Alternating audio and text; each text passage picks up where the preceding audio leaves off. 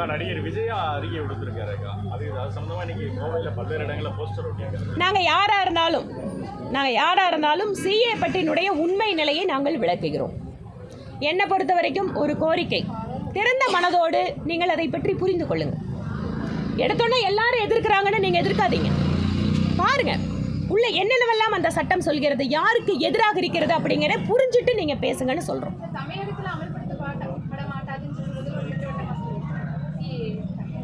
அதாவது சில சட்டங்கள் எல்லாம் இந்தியாவிற்கு பொதுவான சட்டங்கள். அந்த சட்டத்தை நான் ஒரு மாநிலத்தில் நிறைவேற்ற மாட்டேன்னு சொல்கிறதே அரசியலமைப்பு சட்டத்திற்கு எதிரானது. இப்போ நான் உதாரணத்துக்கு கேட்குறேன், மாநில அரசு ஒரு சட்டத்தை கொண்டு வராங்க. கோயம்புத்தூர் பகுதியில் உங்களுக்கு ஒரு எம்எல்ஏ கூட இல்லை. நீங்கள் எல்லாம் வாக்களித்தீர்களேன்னு சொல்லிட்டு அந்த பொள்ளாச்சியில் இருந்துட்டு அவர் பேசுறது யாருக்கிட்ட? அவருக்கு எதிராக வாக்களிச்சவங்கிட்ட தான் பேசிட்டு இருக்காரு. 10 எம்எல்ஏ இருக்காங்க, இங்க உங்களுக்கு எதிராக இருக்காங்க. நாங்க சொல்லாமா கோயம்புத்தூர் மாவட்டத்துக்கு இந்த சட்டத்தை நாங்கள் நிறைவேற்ற விட மாட்டோம்னு நாங்க சொன்னா அது நீங்க ஒத்துக்குவீங்களா? இது அடிப்படை புரிதல். மாநில அரசு திட்டங்களுக்கு மத்திய அரசு ஸ்டிக்கர் விட்டது, வீடு கட்டும் திட்டம் உட்பட பல்வேறு திட்டங்களுக்கு மாநில அரசு திட்டங்களுக்கு தான் மத்திய அரசு ஸ்டிக்கர் விட சொல்லியிருந்தாரு. ஆமா, ஸ்டிக்கர் தானே ஒட்டுறாங்க. நான் தான் பட்ஜெட்ல வெளியில வந்தோன்னே சொன்னேன். மாநில அரசு திட்டங்கள் அதாவது பிஎம் அதாவது வீடு கட்டுறதுக்கு ஏங்க நாங்க அவ்வளவு ஏங்க போறீங்க?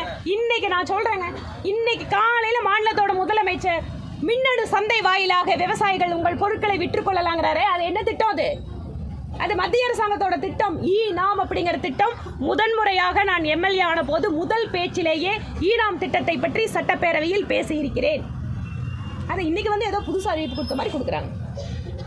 நன்றிங்க. ஓபிஎஸ் இரட்டை இலையில இரட்டை இலை சின்னத்துல ஓபிஎஸ் பாஜகவுடன் கூட்டணி சம்பந்தமா அதுக்கப்புறம் இன்னைக்கு சொல்லியிருக்காரு இரட்டை இலை சின்னத்துல நாங்க போட்டிடுவோம் அப்படின்னு சொன்னாரு. அதை பத்தி ஓபிஎஸ் சொல்லியிருக்காரு. எனக்கு தெரியலீங்க, நான் அதை பார்க்கலீங்களே. நான் காலையிலேருந்து இது மாதிரி ஃபங்க்ஷன் போயிட்டு இருக்கிறேங்க, பார்க்கலீங்க. 2 வார்த்தை பேசுறேன். இது அதுல இருந்து உங்களுக்கு வேண்டி நான் 2 வார்த்தை என்ன பேசுறது? நான் பார்க்கல.